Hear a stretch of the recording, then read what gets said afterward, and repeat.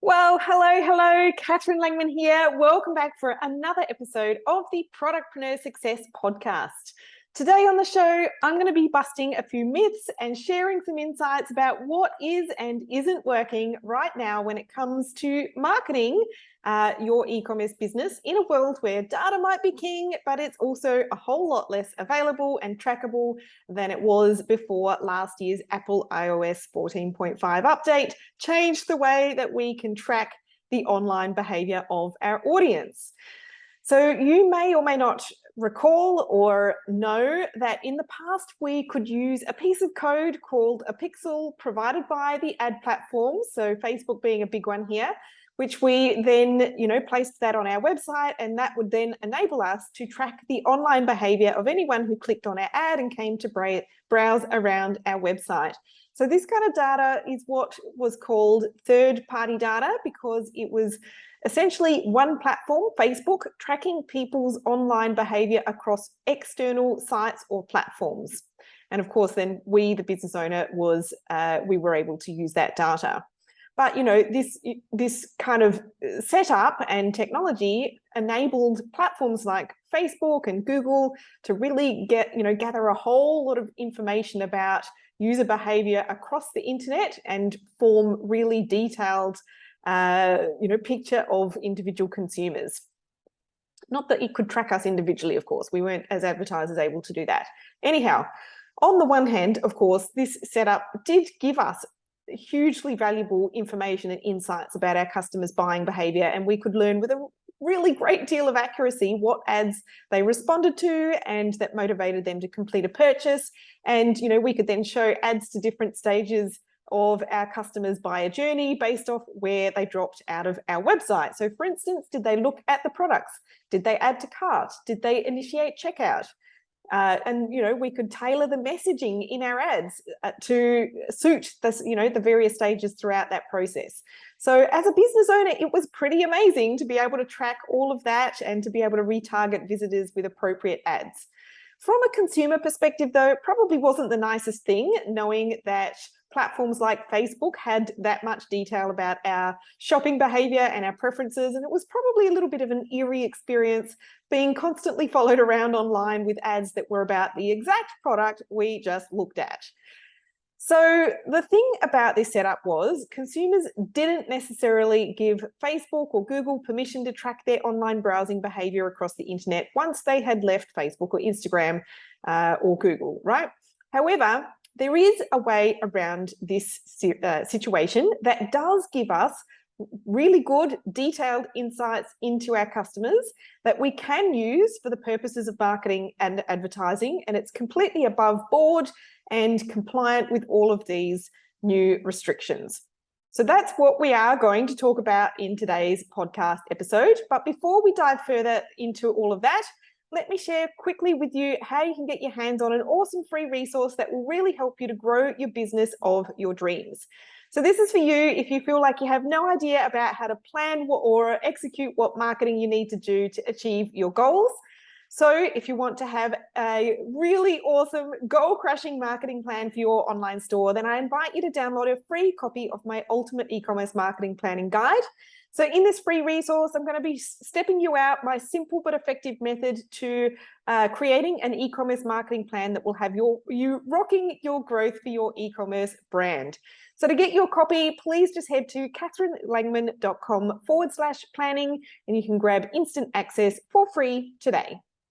Alrighty, let's dive into the episode and talk all about marketing your e-commerce business in the current digital world that we all now operate in. So firstly, as we go through this episode, we're going to have a chat about some really common mistakes that e-commerce brands are making with their marketing and what you should be doing instead, which is the important bit, right? And so the first big mistake that I see a lot is not understanding their data and what metrics indicate profitability and growth. Over the years, if I had $1 for every time I heard someone tell me that they are allergic to spreadsheets and don't understand numbers, I would be absolutely rolling it. I would be like Smaug the dragon in the Hobbit. Is it the Hobbit or the Lord of the Rings? Anyway, sitting on his pile of jewels. I'm not like that. So anyhow, I totally understand that if you are a creative type of person and you prefer things like, creating products to sell, or working on new product design, or working on content for social media, or anything that kind of equally creative along those lines, or whatever your strengths might be. I completely understand that you would want to play to your strengths and spend most of your time in that space. But I'm here to tell you that the single biggest mistake that business owners make, generally, I'm not talking just about e-commerce businesses here, but particularly businesses who do utilize digital marketing of any kind, organic or paid, or those who are selling via an e-commerce store as well, because that is a digital platform.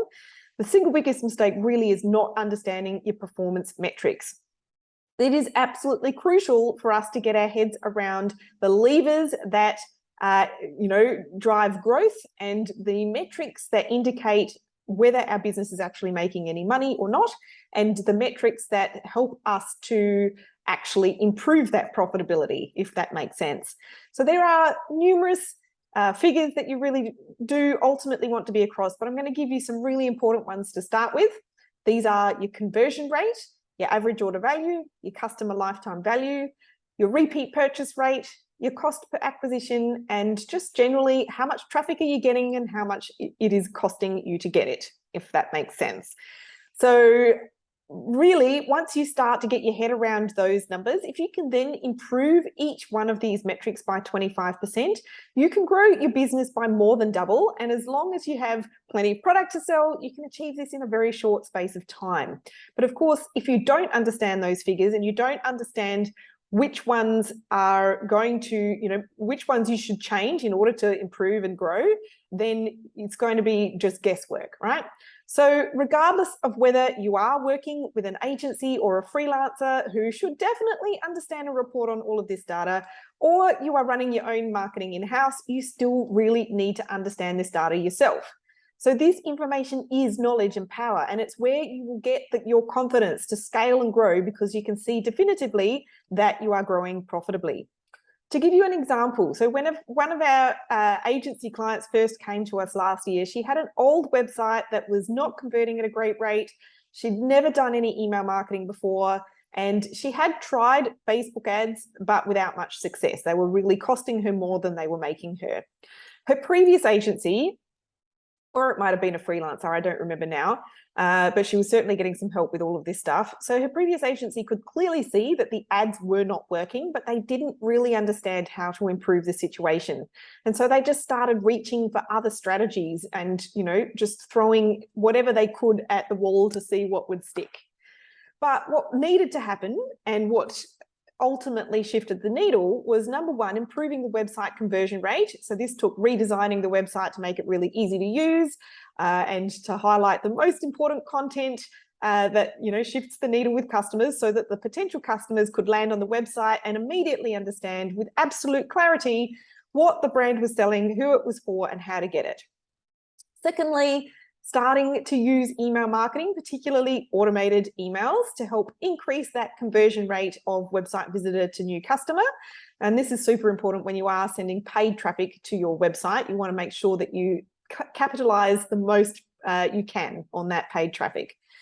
And then start running paid ads to really drive consistent traffic to that website, making sure that the ad messaging is dialed in and the campaign is set up correctly, and then optimizing those ads for improved results over time. So now this brand is consistently selling and growing and has reached some really great milestones, doing more than double the highest ever month of revenue compared to a year ago.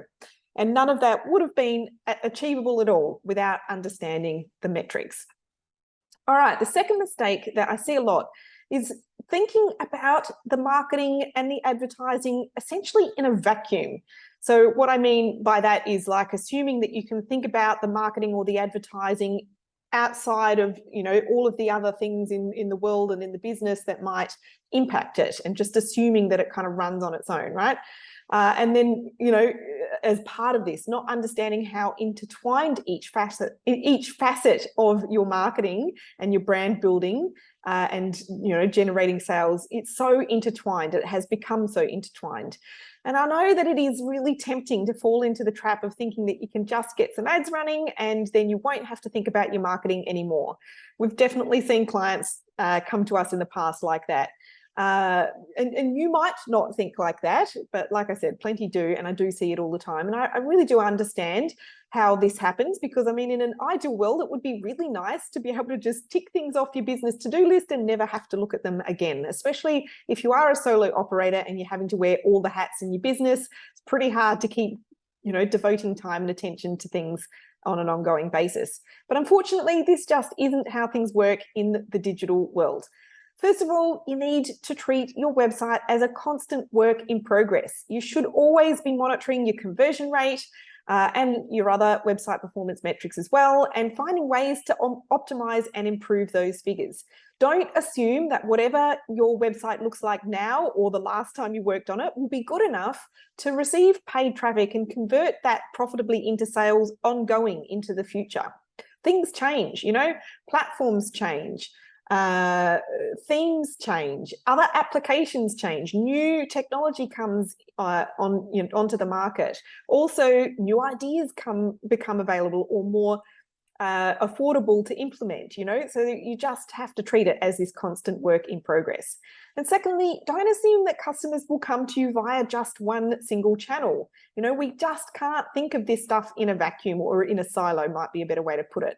This one is a really common pitfall right now, and I do get it, because brand owners want to track sales from individual channels, whether that might be Google ads or Facebook ads or email marketing, so that they can understand the return on investment on those channels. Totally makes sense, right? But the fact is that a single touch point brand doesn't exist anymore. It's not how customers interact with you. Customers are interacting with us now via multiple channels, and we really need to approach our marketing accordingly, knowing that if we do it well, each platform will influence and enhance the results of the other platforms, and that the sum of the results, when you take that sort of a multi-channel approach, is going to be greater than any individual channel could produce on its own. So for example, when you run Facebook ads or you send marketing emails, you will always see things like your direct traffic and your Google traffic and sales go up, and that's both organic search and paid as well. And it just makes logical sense as a consumer. You know that you will look at stuff on your phone and then you're going to come back later and Google for it, particularly if you're looking at stuff on your phone when you sort of maybe shouldn't be, trying to procrastinate, whether you are like my teenage sons and you like to look at your phone on the toilet, or, maybe you are on the train going to work, you're killing time on the way to work, or on a lunch break, or at the school gates, or whatever, right? They're not convenient times to actually sit down and do a purchase. So you're going to come back later and Google. But as a business owner, you need to avoid the mistake of thinking that only Google ads work, even though that's where majority of the sales might be showing. Of course, it's not the same for everybody, but it might be showing that Google is doing the heavy lifting. Don't make the mistake as a business owner of thinking that it's only the Google ads that are doing all of the work, and that you're going to cut all of the rest, because your brand and your rate of growth will suffer as a result. So considering this multi-channel buying behavior, what do you do to understand how well your paid advertising is doing? Like, we need to have a way of figuring this out, right? Because clearly there will be some overlap in traffic where customers convert after interacting with ads or marketing on more than one channel. So you need to have a way to measure and attribute the effectiveness of your advertising. And so we recommend tracking your MER, the marketing efficiency ratio, to see the overall effectiveness of your advertising, and then use your platform metrics to make sure that you are getting a great return on ad spend per channel, plus use the performance metrics to help you optimize and improve your ads. MER is fairly simple to calculate. It's overall revenue divided by overall ad spend, and then expressed as a ratio. And you need to look at the profitability of this against your own unique situation, so taking into account your profit margins and your customer lifetime value, so that you can achieve a profitable result for you. So the other thing to remember when it comes to the necessity of this multifaceted marketing approach is that you need to keep driving it with ongoing brand building and promotional activities. So you need to keep giving your audience a reason to buy. And you do this by having a marketing calendar that covers everything from new product launches and new promotions to, any kind of sales or any sort of themed promotions as well, which you can then roll out across all of your channels, so that you are always giving customers a new and different reason to buy from you, and there is a consistent message going out across all of the platforms. So you really can't just handball your marketing to someone else and not remain involved. It does need to be a collaborative approach, at least to the strategic planning anyway, and then you need to be across the performance metrics of your entire business, but certainly of the marketing as well, so that you as the business owner can always be in the driver's seat. All right. Third mistake that I see a lot is not understanding how digital platforms now work, and the post Apple iOS 14.5 update last year. So how they work and the importance of collecting zero-party data. And perhaps I should have started here this episode. Really, it is essential that you understand the way that digital media and online marketing now functions, because a lot has changed over the last year or so since the Apple iOS update happened that I mentioned earlier. So in addition to what I mentioned earlier about how pixel tracking worked in the past and how Facebook could track when someone clicked on your ad and went to your website, and then, the code could track what they did on your website, whether it was looking at products or adding to cart or making a purchase. So in addition to all of that, Facebook also knew all of that about everyone who spent time browsing any website or app that had a Facebook pixel installed on it. And all of that comprehensive amount of data was fed back into the Facebook algorithm. The system literally had so much data, it was simply a piece of cake for it to place an ad in front of the exact right buyer for your product. And so this is how you would see ads for products that were almost creepy, and how specific they were to your desires or needs or intentions, even if you hadn't just been looking at that product on a website, right? So what happened about a year and a half ago now was that Apple released an update. It was a major update to their operating system, which impacted anyone who uses an iPhone, iPad, or Mac computer or watch, anything Apple related. And it was an update to their operating system. And this update essentially changed one crucial setting. Instead of users being automatically opted in to have all of their browsing behavior tracked in that way, and to have the option to opt out, where you'd literally have to dig really deep in all of your settings to find that opt-out option. So instead of that, now users are automatically opted out of third-party tracking and are instead offered the choice to allow tracking. And again, remember, third-party tracking means a platform other than the website directly visited by the user tracks or assists in tracking the user's visit to the site. So we went through all of that, right? Now, at the time when this was rolled out, there were some pretty conservative estimates of how many people would worry about opting out. And, they were very small the estimates were very small as a percentage of total internet users, right? So do you want to hazard a guess at how many Apple users opted out of tracking? Because I would love to hear what you think. And it's probably, well, now that I've said that, you're probably going to go for a high guess. And it's over 80%. It's like, more than 4/5 of users, right? So literally more than 4/5 of Apple users don't allow their browsing behavior to be tracked. Now, of course, there are still Android users who this doesn't apply to, though I'm sure that their turn will come soon enough.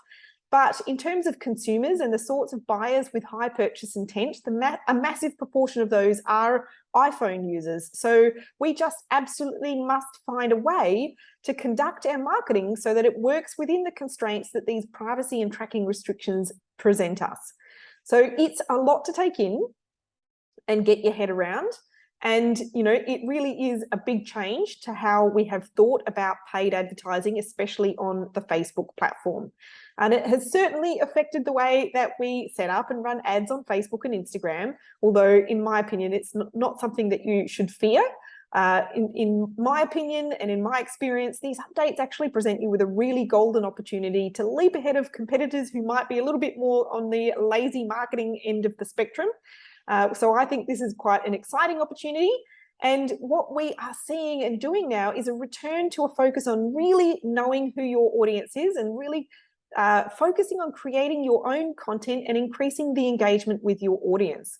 So we literally need to train the algorithm on the platforms, so social media, for instance, to know who your audience is, right? So by creating really great content that appeals to your ideal customer and really engages with them, and of course, making sure we toe the line with content trends here as well, like using video at the moment, because this is just going to give you a lot more reach with your audience, just because it's the type of content favored by the platforms right now, and it's going to be, distributed and put in front of a bigger audience, and so you're much more likely to get a bigger, more engaged audience if you do kind of follow the trends a little bit. By trends, I mean the type of content, not the actual focus of that content. That needs to be very much focused on your brand and what your customers need to know, understand, and believe in order to know that your brand is for them, right?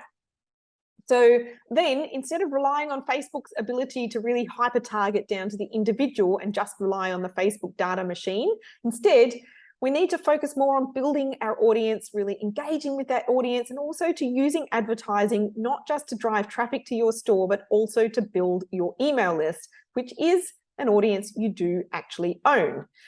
So how does email marketing come into this picture and help you improve your paid ad results? I mean, it does help you to build an audience and to convert new and repeat sales, but how does it do that? So Klaviyo, which is the email platform we use and recommend because it is purpose-built for the e-commerce business model, and it has the most brilliant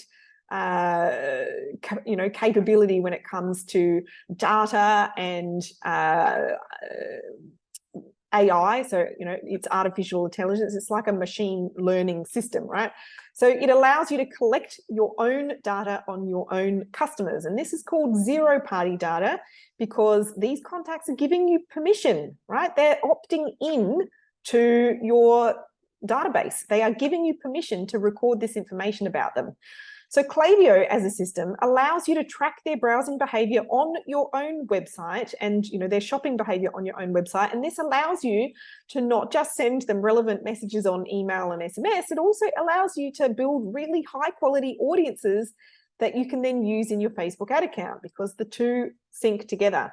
And this, helps to enable you to show your ads to the right people and increase your return on ad spend. So Klaviyo literally acts like the glue between all the other platforms. Sure, we can track any user behavior our audience takes when they remain on our social media pages or on our Google account. Like if you have a YouTube page, right? These platforms can track any behavior that happens on platform. But once your customers leave those platforms to go to your website or to go somewhere else, then we can't track them accurately unless we can entice them to subscribe to our own Klaviyo database and can record their behavior ourselves with permission. So just on its own, there is enormous value in a Klaviyo database of customers, because it's going to give you the sort of data and information about your buyers that you just can't get anywhere else anymore. The data in it is going to help you improve the effectiveness and the profitability of your Facebook advertising and also your Google advertising, which is, just this simple fact of the data that you can collect is super enticing and valuable on its own. But in addition, that database becomes the gift that keeps on giving in terms of the revenue that you can generate from it. You can potentially generate 25 to 30% more revenue with a well-designed email marketing strategy, and the ROI on that is incredible because the revenue versus the app subscription fee that you pay for Klaviyo is crazy. It's like on average, it's 3,800%, so 3,800% average ROI. So when you think about spending money on paid advertising and how much return on investment you need in order to make the advertising worthwhile and profitable for your business, you want to make sure that you give yourself the best chance of increasing that ROI, right? So this is where getting people to subscribe to your email list really helps because it absolutely increases your conversion rate from website visitor to buyer, as well as increasing your repeat purchase rate as well. Golly gosh. All right, guys. So that is the 3 pillars, the 3 mistakes, and then the 3 pillars that you really need to focus on getting right in your business. And it's a lot to take in. Hopefully you've been able to listen and take some notes throughout that episode. Of course, you can re-listen to it if you need to. So now that you have the plan, you need to consistently execute, monitor, and optimize. This iterative multi-channel approach is how you win the game of e-commerce in 2020. It is never going to be a do it once and then set and forget it and it's going to make you $1 million system. It has to be that iterative approach, right? So that, then you can learn from the results that you are getting and use those results to inform your best next steps and how you can improve this system over time and keep getting that snowballing effect to greater results over time. So, like the old saying goes, without a plan in place, then you're basically planning to fail. And unfortunately, more e-commerce businesses will fail this year. Hopefully that's not going to be you though. And, you're keen to replicate this system in your own business. And to do that, really you have 3 choices. So you can figure it out alone via trial and error. You can learn from somebody else who already knows how to do it, or you can outsource it and get some help. And each is a valid choice that might suit you depending on your business and where you're at right now. And each of those choices will take varying lengths of time to get in place and to start generating results. So of course, if you would like to speed up that process of learning or implementing and getting results faster, then please reach out to me, because there are a variety of ways that I can help you depending on the stage of business that you're at. So this is what I do and love to do every single day. So whether you're looking for coaching to help you learn and implement these things, or you're looking for a team of experts to outsource to, please just head over to catherinelangman.com/work-with-me to find out how you can go about working with me and the options available. I will, of course, pop the link to that in the podcast show notes page if you need to go and find it easily. All right, so that is it for today's episode. I really hope that you have enjoyed it. If you did, I would be forever grateful if you would leave me a review over on the Apple Podcasts or wherever you listen to your podcasts. Always love hearing from our listeners. But now, really hope that you have a fabulous rest of the day and week, and I look forward to being with you on the show again next week. Bye for now.